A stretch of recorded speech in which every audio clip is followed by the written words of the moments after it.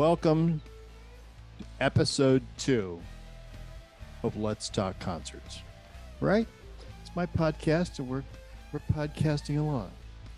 Holy crap. Unbelievable. Oh my God. The one, the only, the legendary Bob Bach, who I am so excited to talk to. The one and only Bob Bach, the master of all things touring, the master of all things connecting, the one and only Bob Bach. Thrilled to have him. Can't wait to see him. Although he does travel incognito. What's up? What's up? Mr. Bach, how are you? Fabulous. Whoa, I know that. Who could argue with that? Hello? Yo, Bob, you sound great. I'm trying to figure out why my camera's not working. It's probably got a turn your camera on button somewhere. Yeah, I'm looking. It's okay. Got your fabulous voice. It's halfway there. Let's see. There we go. Bada boom, bada bing. Bada boom, bada bing. Oh my God. The one and only, the legend himself, Bob Bach. Great to see you. Likewise. Great to see you. How is everything in Thousand Oaks, California? It's great. Right now I'm actually in Phoenix, hanging out with some family, but for the 4th. Nice. California's good. Beautiful. And how's the dog? I got 2. They're great. Bob, life is all about the dogs. It is, actually. I have to tell you, I Please. enjoy your videos and your posts. Well, good, because you're in both of them right now. You know, Bob, I'm just trying to reminisce and just tell what it is that we did with our lives. You know? I could tell you, but then I'd have to kill you. Yeah, well, there's some things that can't be told, and we all agree about that. Bob, but let me ask you this: what got you originally into the concert business? How did you get in? How I got in was I was playing in a band. I was the only guy who had a day gig, so I signed all the loans for all the PA and lights. Oh, okay. And the band broke up and said, "Okay, figure it out." So I started renting the gear out. Yeah, that's how I got in. Because you had a payment to make. And what year was this? That had to be back in 1980. Nice. And what was the PA system at that time? I had some JBL Perkins bins, some Earthquake subs, some Smokin' Killer CS800 PV amps. Oh, yeah, that was good stuff. And I had some BM. What was the other? It begins with a B. BGW. BGW amps. Yep. And just started renting it out. Yeah, had to pay that note, man. Right. And where did you feel that you made the jump to Lightspeed? Back when one of my buddies called up and said, "Hey, dude, you want to go on tour?" Sure. What gigs you got? We got only thing left is keyboard tech. Well, I don't know anything about keyboards. Here's the You're manual. hired. Here's the manual. Let's go. And that was with the Daz band. Nice. John Sapolo, welcome. We don't hear you, but you look fabulous. You're halfway there. There we go. Hello, guys. How are you? Great. Hi, John. I'm Oh, listening Bob. to Bob's origin story, which I did not know. The origin story? Yeah, he forgot his start with the Daz band as a keyboard tech. I didn't you tour manage them? Eventually, because Yeah. I figured out being the keyboard tech sucked. Well, I remember, I didn't know you then, but I remember the Fabulous Brill Creams. Yep, that was lots of fun. I played in that band from 73 through 79. The Yeah, Fabulous Brill Creams. That was some good times. We did a reunion show in 2010 and 2011 to raise money for the Valley Forge Music Department. We raised 20 grand each year. Nice. Gave it all back to the school, the music fund. It was fun. And the amazing thing was 30 years later, we were better than the original because we weren't out just partying and drinking and looking for girls. We actually learned not the in that music. order. Yeah. We're going to play the songs. Yeah. oh man. Yeah, I had some buddies of mine in a kind of an East Side version of your band. You remember the doo-wops? Yeah, we knew them. Yeah. Yeah, Tom Farmer, the keyboard player, was an old buddy. Ronnie Howard is still a friend. He's still the saxophone player, the black kid.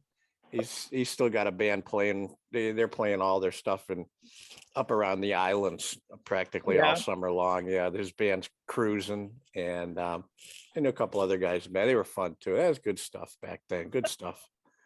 Yeah, I went in, I think it was 2010 or 2011 to see they did a reunion show as well out on the east side at Kane Park. I think Kane Park. Is that on the east side? Finest venue in Northeast Ohio. Yeah, it was good.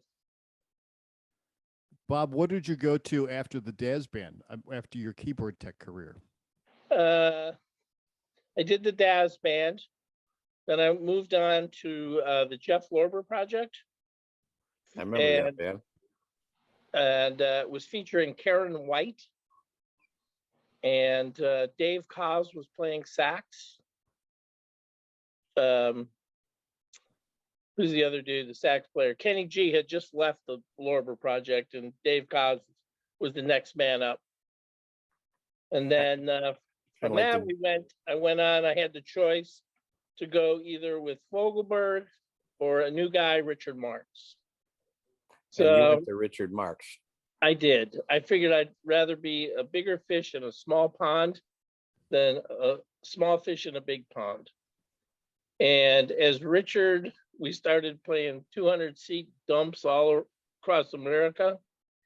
And at the end of 36 months, he was playing arenas. So that was pretty cool.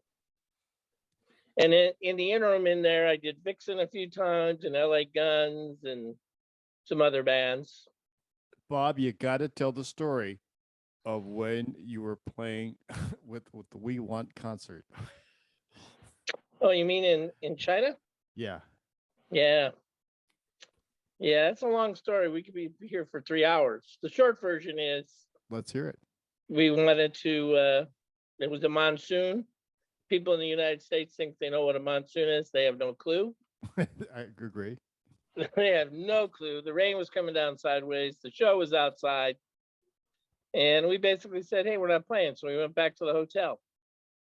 As we're hanging in the hotel, I'm up, I don't know, whatever floor around with the band. And hear all this commotion in the lobby. And jokingly, I say, if I'm not back in 10 minutes, hide. And the elevator opens. Guy with Chinese guy screaming in Chinese, sticks an AK-47 in my mouth. I thought I was dying that day. I bet. That went on for 3 hours. And I didn't know that. The really cool part was when the police showed up and saw who had me at gunpoint and turned around and left. Jeez.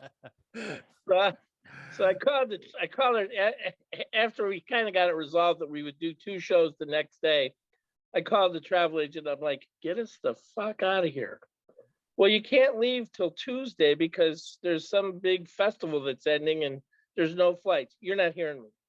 And then she's like, oh, your tickets are non-refundable. You're not hearing me. I don't care what country you send us to, anywhere but here. So after some fandangling, we get some seats. We do the second show. While the band's doing the first show, I go to the hotel. I pack up everybody's stuff, load it on some alternative buses because everything was paid for by the promoter. So I have some new buses, and I show up just as the second gig ends. Everybody gets on the bus right off to the airport. And we got out of there. Then we land in Tokyo, and then we get on the flight to go back to LA. And about, I don't know, 2 hours into the flight, the guitar player comes up and he's tapping me on the shoulder, and I'm like totally inebriated. No. Dude, the plane, the wing's on fire. Screw you, dude. You're go away. I open the window, both engines are on fire. And the pilot comes on. Got some good news and some bad news.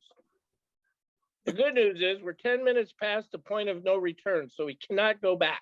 The landing gear's looking good. Awesome. We don't have enough fuel to make it back. So we're going to divert to Hawaii. Nothing like coming in to land in a big ass 747 and looking out the windows, and the runways are foamed and there's emergency vehicles all up and down the whole runway. Yeah. Good But we did times. land. It was good. We made it home eventually. Yeah, There was other crazy stuff, but I could spend hours going into all the details. well, that's always a story that stuck with me because Bob once sent me to a show that I didn't want to do. And Bob said to me, you're just being a big pussy about this. And I went and did that show. And during that show, one of the members of the promoter put a gun in my mouth. And it took me back to that story of Bob being overseas with a gun in his mouth. It's like, here we go. Yeah. And speaking of guns, so one time we're in Joplin, Missouri. I'm doing the settlement, and then the guy's just scamming, and I'm just busting his balls. And at one point he goes, hang on. And he goes over and he unlocks his desk drawer and he takes out and he sets his gun on the desk. He goes, all right, now we can continue this settlement. And just so you know, my brother-in-law is the sheriff and my cousin's the judge. I said, I think we're done. We're out. Sounds good to me. Looks great. Somebody else can sort this out. And we split. Ever have trouble getting cash settling up at the end of the night? No, because I knew if the promoter was dodgy, I got the money before I let the band get off the bus. Yeah, good move. And that happened on numerous occasions.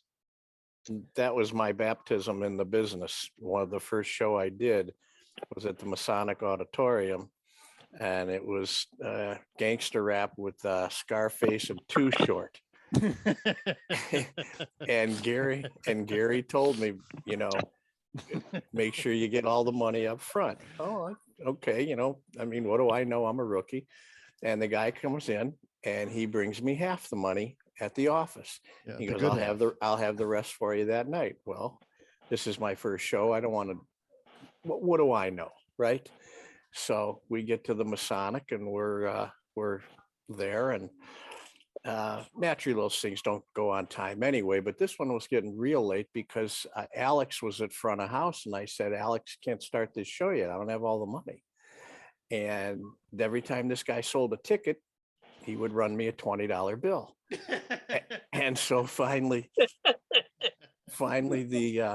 I'm standing at front of house, and then I start hearing, now I know why this motherfucking show ain't starting, because that white boy over there ain't got all his money.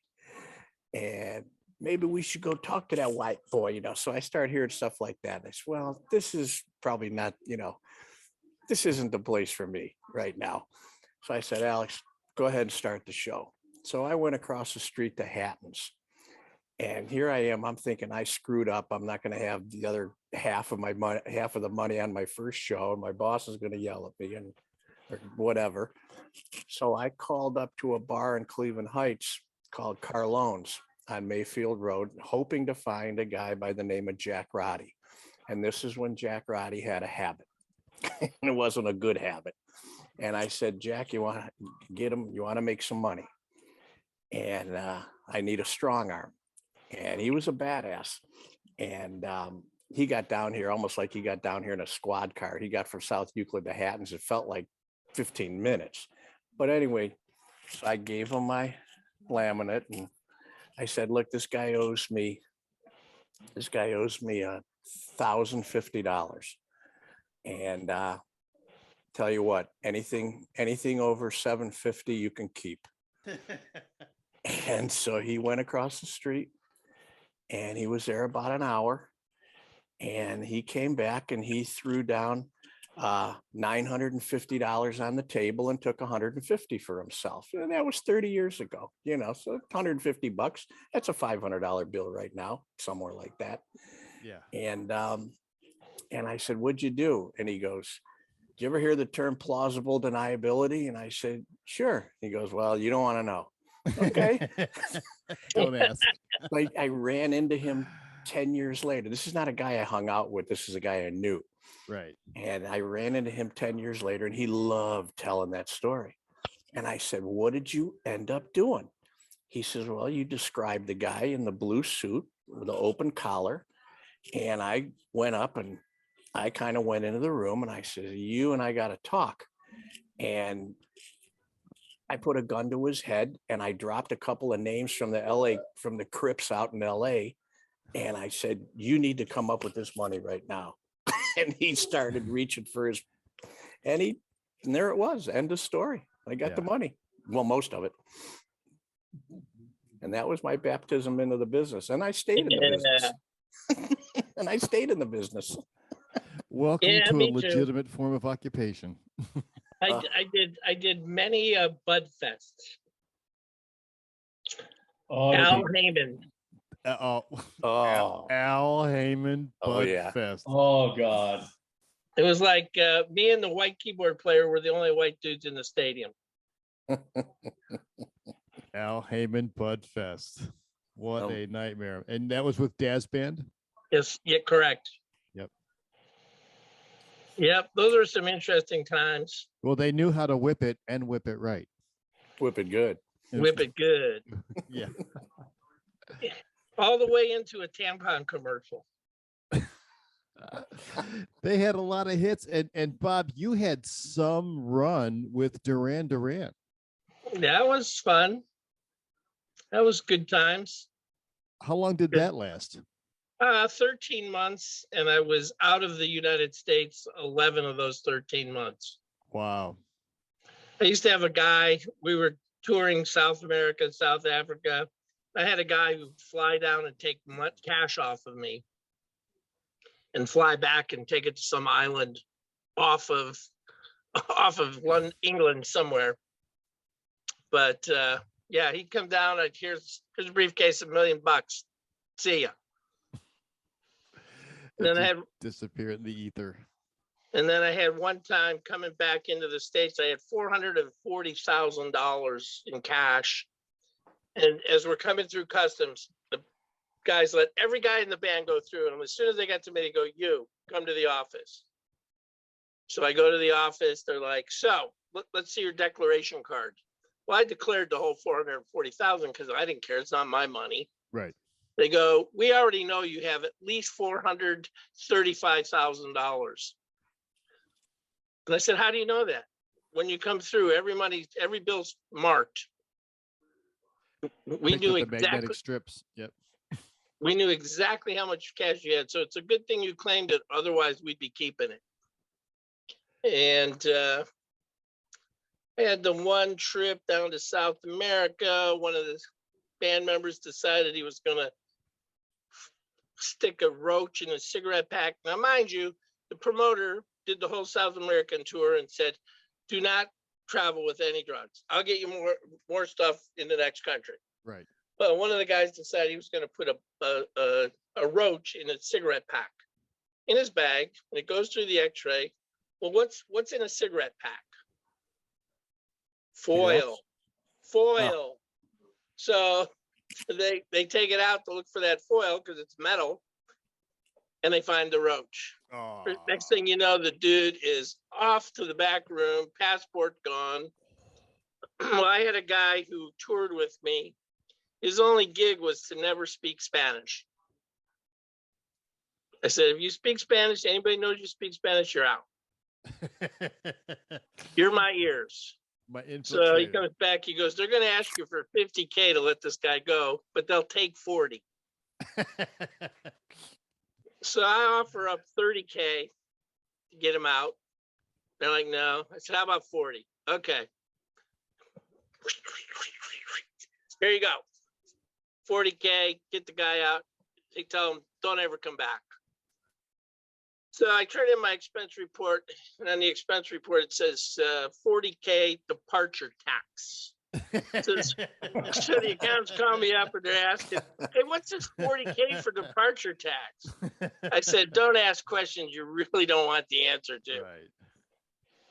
Then we had another time that South America, once again, get on the plane, and we had all our gear, flying with us and as baggage. And as we're taxiing down the runway, the plane stops, and we see this little trolley come out and the truck with the stairs up to the plane. And I look on the cart, and it's all of our gear. And this dude comes on the plane and finds me, and he's like, so we've impounded all of your equipment. There's going to be a fine to get it out. 25K. Otherwise, we keep the gear.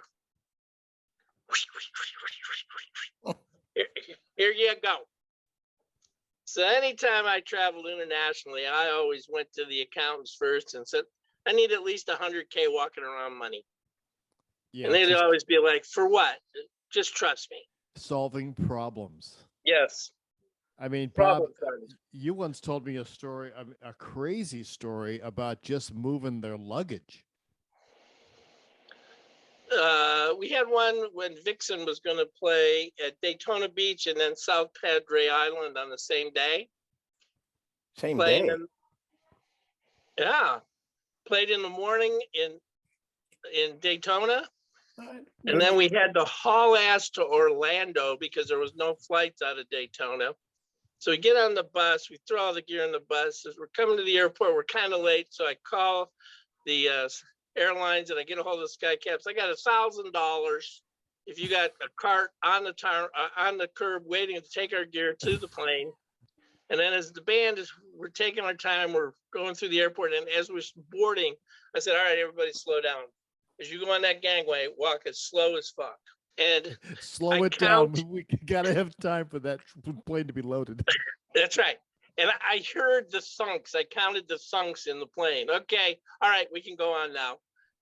Once I heard enough cases get on the plane, we flew, landed down in Texas, and then went to South Padre Island for a show that evening. It was pretty Wow. crazy. I mean, didn't you at one point hire a 24-foot truck to move personal luggage? Yeah.